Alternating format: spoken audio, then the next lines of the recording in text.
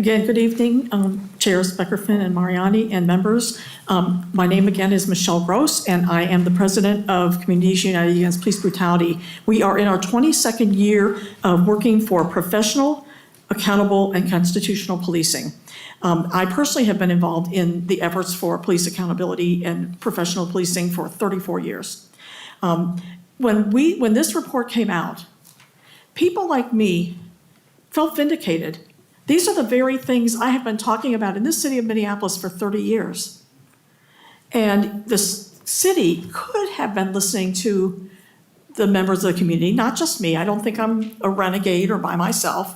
There are many people in the community who have raised these issues over and over again. And the city could have and should have listened to us all along. Had they done so, we would not find ourselves in the position in which we are at this point. Basically, the city is in a position where, we've got this report. It's damning, it's horrific, but it begs for solutions. And so I'm eager to talk about solutions, which I will in just a second. But before I do, I want to mention something. The next step is going to be a consent decree. There's no question about it. It's important to us that the community is at the table, and not just at the table, but at the head of the table as to what is going to be in this consent decree. Our organization, a little volunteer organization, all volunteers, has held over 24 community events asking people what they want to see in a consent decree. We had 30 canvassers all summer last summer going door to door, asking people, telling people about this process and asking, what would you like to see in terms of changes? And we're compiling that into what we call the People's Consent Decree. We also have people every weekend at the farmer's market. We have people everywhere doing this kind of work because we don't see other people doing it. And it's important that the community finally have a voice. It has lacked that voice for so very long.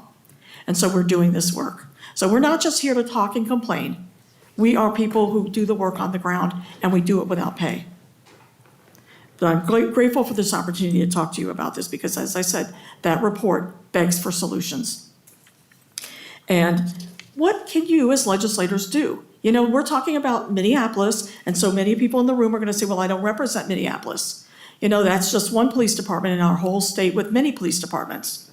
But the material reality is this. There are statutes on the books now that prevent us from making the kinds of changes that need to be made in Minneapolis.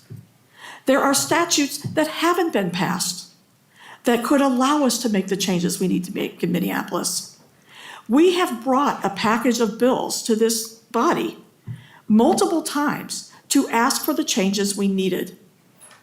And I've seen those bills not get hearings in the committees. I've seen those bills get sitting on the House floor. I've got one sitting right now that has never been brought up for a vote that directly addresses what happened to Mr. Locke in the no-knock warrant situation that shouldn't have ever happened.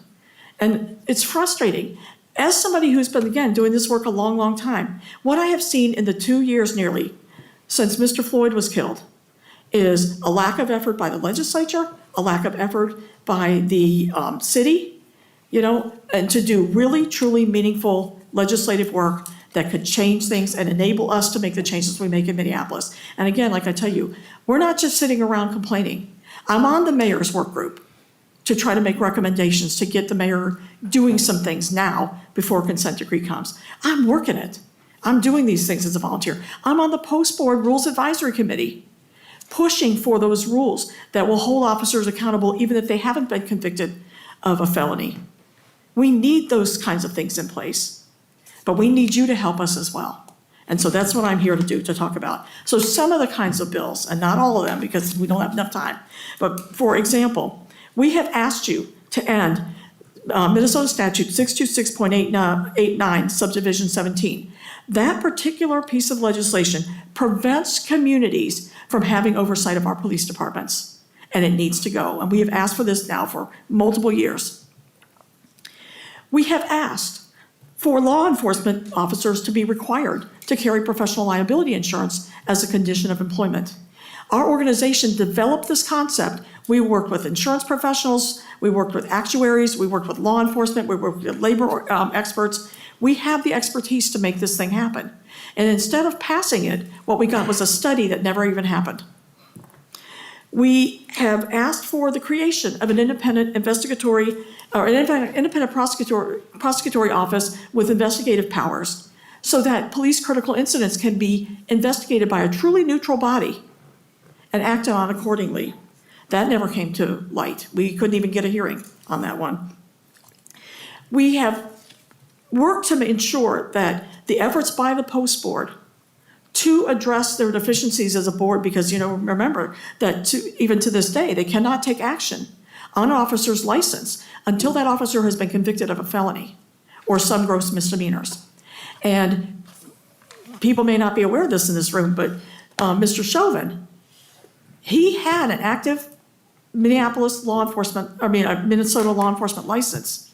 Well, it was inactive once he was fired, but he had a license on the books until the day he was convicted of murdering George Floyd. The other 3 officers had active licenses until the day they were convicted in a federal court. There were no actions that could be taken on those licenses because of the way that the Post Board rules are written. We are working to change that, to give the Post Board the same amount of power as all of the other licensing bodies in the state. And again, these are things you can push for. These are things we want to encourage you to do. And it's absolutely vitally necessary, because the problem is not just a Minneapolis problem. We are not just the largest department in the state, of the most populous city in the state, but we are part of a 7-county metro area. But also, these issues exist to some degree or another in many law enforcement departments in the state. I'm not saying all. There are departments doing exemplary work, and there are little kernels of problems here and there. But the laws that are on the books prevent us from taking action on this largest department in the state. And so we're here to ask you, yet again, to please take action to enable us to do the work we need to do as community members in our own community. And I want to implore you to do that, and I thank you for the time. Thank you, Ms. Rose, and thank you all 3. Hopefully you can stay around for a bit. We'll get to questions and comments shortly. Right now, I believe we have Julia Decker of the American Civil Liberties Union.